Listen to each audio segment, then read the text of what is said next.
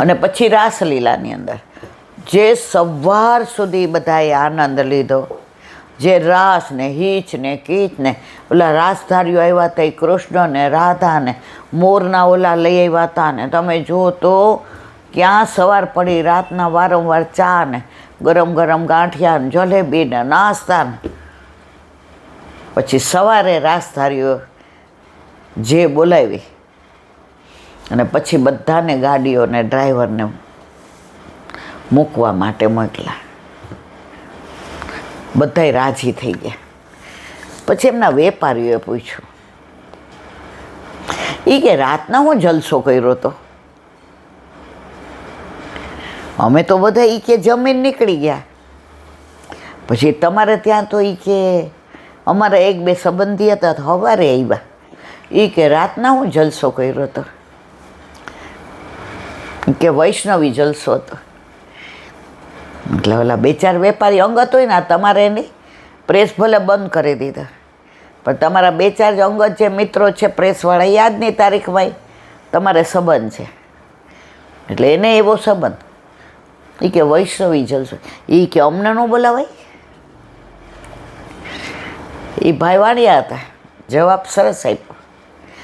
હવે એવું કાંઈ હશે તો તમને બોલાવીશ. જો વ્યર્થ વાણી વિલાસ કરીને મતભેદ નહીં કરવાના, અમારું વૈષ્ણવનું ને અમારા આમ ના.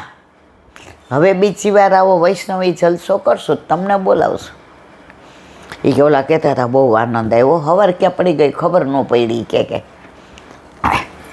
એ કે જો કૃષ્ણ તમારો છે ભલે રહ્યો, પણ કૃષ્ણ અમને વાલો છે, અમને કૃષ્ણ ગમે છે. આ એકલો એક જ ભગવાન છે ને જે શસ્ત્ર વિનાનો. મોરલી લઈને ગાયો ની હારે હોય. હવે ગાય માતા, કૃષ્ણ ભગવાન, અને વનમાં જ બેઠો હોય એટલે વૃક્ષને વેલી હોય, એના ઉપર પક્ષીઓ, ગાય પશુ. આવો સીધો સાદો ભરડો ભોળો માધુર્યવાળો રસવાળો ભગવાન કૃષ્ણને કદાચ તમે ઓળખતા હશો એટલે અમે નહીં ઓળખતા હોઈએ, પણ આપણે ક્યાંય બાર બગીચામાં કે પિક્ચર જોવા ગયા હોઈએ અને નાના છોકરાને જોઈએ ને એ આપણી સામે જોઈને હશે એટલે આપણે બોલાવ્યા વિના રહીએ? એને બોલાવીએ, પૂચકારીએ, એને વાલ કરીએ અને જાય એટલે આપણે નામ આમ કરીએ એટલે ઓલું હસીને આપણને. સામાન્ય બાળક એને જોઈને જો આપણે એના તરફ આકર્ષિત થતા હોય તો આ કૃષ્ણમાં તો એવું આકર્ષણ છે કે તમે એ કૃષ્ણ રાધાને બોલાવ્યા હતા. એ ભાઈએ અમને વાત કરી કે મોરના ને એના રાસ કર્યા તો અમને આનંદ આવત. ઓલા ભાઈએ કીધું સારું, બીજી વાર કાંઈ એવું હશે. ઓલા ભાઈ કીધું બીજી વાર બીજો બંગલો લ્યો ને બીજા દીકરા માટે, ત્યારે આવું કરો ત્યારે બોલાવજો. ઓલા કે ભલે. જો વાતને વ્યર્થ વિવાદમાં નહીં નાખવાની. વાદ વિવાદ સંવાદ અને સ્વાદ, સ્વાદ વાદ વિવાદ ને સંવાદ, આ ચારેય ઝઘડાનું મૂળ. જીભનો સ્વાદ, ડાયાબિટીસ થાય ને પછી ગળ્યું ખાવાનું વધુ મન થાય, પછી ગોળીઓ લેવી પડે ને બધું કરવું પડે. પણ જો સ્વાદમાં ઓલો નથી અને ધ્યાન રાખીએ તો ડાયાબિટીસથી અટકી જાય. પછી વાદ. હવે કોઈ આપણી યાર ઝઘડે ને એમ કે અત્યારે ચંદ્રમાં ખીલો છે, રાતના 12 વાગ્યા, બહુ સરસ લ્યો. આપણે કહેવાય કે સૂર્યનારાયણ જઈ રહ્યા છે, એનો આછો પ્રકાશ છે, આ ચંદ્ર નથી. આપણને ખબર છે આ દાદા રીંગો છે. ઘણીવાર ધર્મ બાબતમાં એવું થાય. ઘણા હમણાં એક વિડીયો કોકે મૂક્યો છે, આપણામાં નહીં કોઈ ઓલાની અંદર, બધા ભગવાન એક છે. કેમ નહીં માનવાનું? ભગવાનમાં કેમ તાણું વાણું? ભગવાન તો બધાય ભગવાન જ છે. તો કેમ કર્મ માર્ગ, કેમ ભક્તિ માર્ગ, કેમ જ્ઞાન માર્ગ, કેમ તપ, કેમ ધ્યાન?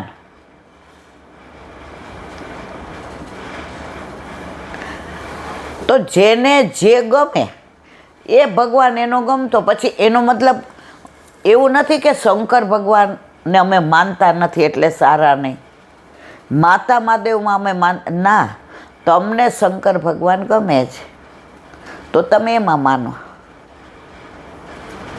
પણ અમારી યાર આગ્રહ શું કામ રાખો છો? અમને કાનુડો ગમે છે એટલે અમારા માટે અમારું સર્વસ્વ એ. તમે બધામાં માનો એટલે તમારું ચિત્ત એકમાં ન ચોટે, બધામાં જાય. પછી સાંજે તમે યમુનાજીની આરતી કરો કે જય આદ્યાશક્તિ કરો કે શિવ મોહમ્મદ સત્ર, હે તો તમે એકમાં માનો છો ને તો એકને જ માનો, પણ બીજાને આદર આપો, માન આપો. કોઈનો ધિક્કારવા નહીં. આજે આપણે આપણા વડીલોને માન આપતા હોઈએ તો આ તો દેવાધિદેવ શંકર ભગવાન, આજે માતા મહાદેવ, પૂરું માન આપો. પણ માનીએ તો આપણે આપણા માથે બિરાજતા આપણા ઠાકોરજીને જ, બીજા કોઈને નહીં. હવે એક નાની વાત, બે ભાઈબંધ હતા. હવે સામે ગામ ડાયરો ભરાવાનો હતો, ડાયરો. એટલે એના ઘરના એને ના પાડતા હતા. એ કે દિવસે બરાબર છે, રાતના નહીં જવાનું, કારણ કે નદી પાર કરીને જવાનું. એટલે ઓલી હોડી લઈ જાય. પણ પહેલાના જમાનામાં લાઇટ નહોતી એટલે મા બાપે ના પાડી.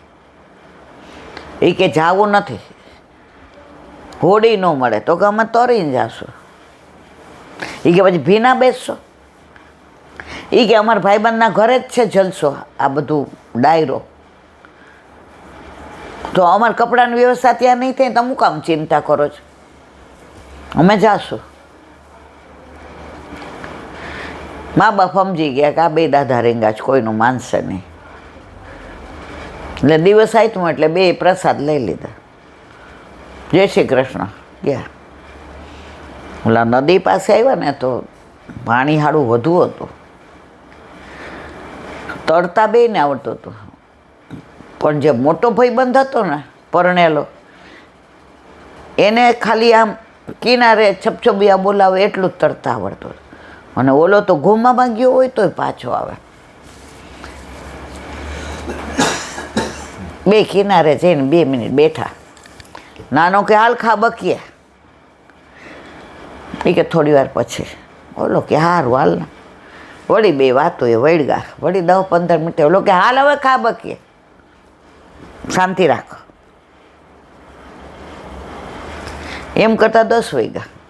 એ કે વાં પોતા કલાક થશે, ડાયરો તો એ કે 10 વાગ્યાને ચાલુ થઈ. એ કે સવાર સુધી હાલવાનો ડાયરો, કોઈ દી કે 12 વાગે પૂરા થઈ બેસ. બોલો કે હારો 10:30. એ કે હાલ. એ કે કેમ ના પડસ? એ કે હાચું કહું ભાઈબંધ, આ પાણી બધું વહે છે ને તો બધુંય વહે જાય ને, જ્યારે અંદર મેદાન થઈ જાય ને એની રાહ જોઉં છું. પછી આપણે જઈએ એટલે તરવું ન પડે ને. મને ક્યાં સારું તરતા આવડે છે, મને ડૂબવાની બીક લાગે છે. એ કે તારા બુદ્ધિ છે, બુદ્ધિ. આ નદીનું પાણી જે વહેણ વહે છે તો પાછળ બીજું આવતું જ હોય. એ કઈ નદી હુકાઈ ન જાય, એ નદી મેદાન નહીં થઈ જાય. હાથ પકડીને નાખ્યો અંદર. એ મારો હાથ પકડજો, મારો હાથ પકડજે. Moral of the story.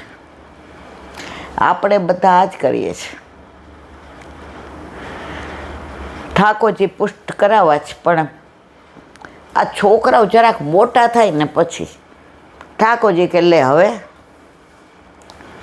હવે એને લગ્ન થઈ જાય ને એટલે મારા જીવને શાંતિ. વહુ આવી જાય ને, વહુ આવી ગઈ, બસ હવે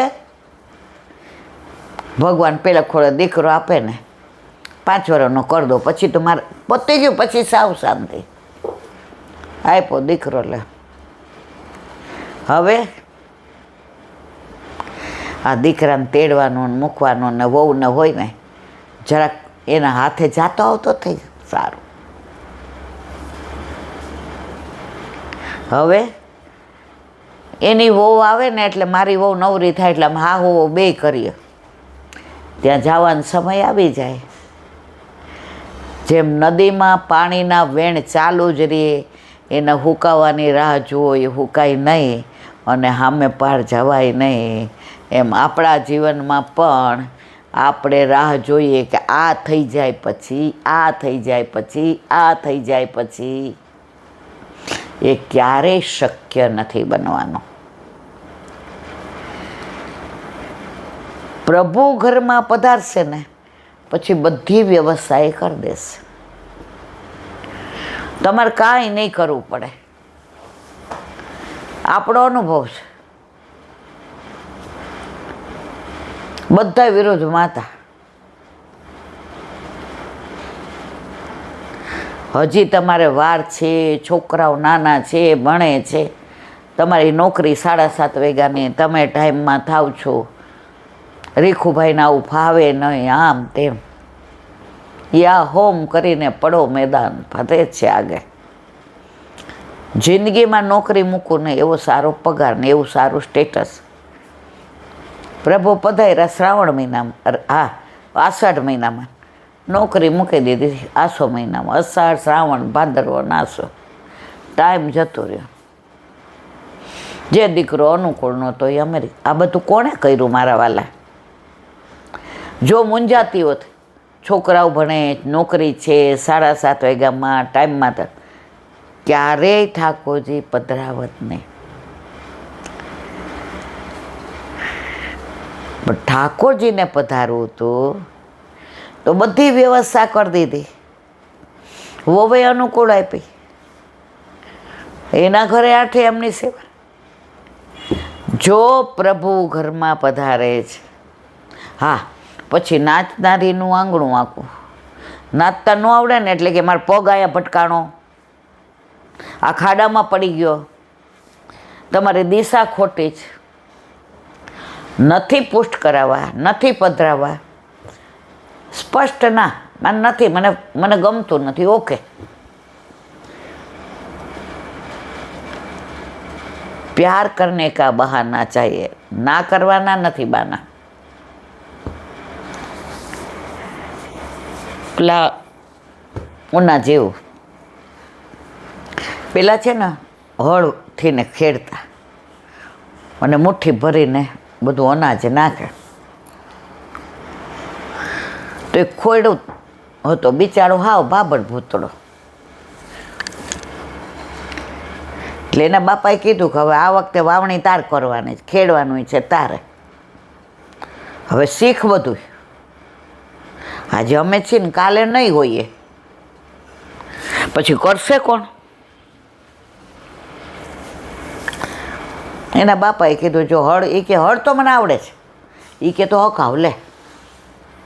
હવે ખેડાઈ ગયું, પછી બધું જરા વ્યવસ્થિત થઈ ગયું. એક વરસાદ પડ્યો, એ કે હવે વાવણી કરવાની છે. દીધા અનાજને, આ જે ચાસ પડ્યા છે ને વાવી દે. બાપા તો બેઠા ખાટલામાં, ઓલું મુઠ્ઠી લઈને વાવે. એમાં અમુક દાણા સીધા પડે અને અમુક ઊંધા પડે. ને 2-4 મુઠ્ઠી લઈને તો વાવ્યું, વાવણી કરી. પણ દોડતો દોડતો આવ્યો, બાપા બાપા મારાથી નહીં થયા. શું થયું? એ કે અમુક સીધા પડે છે, એ તો ઉગશે, પણ ઊંધા પડે છે એ કે સાંભળ,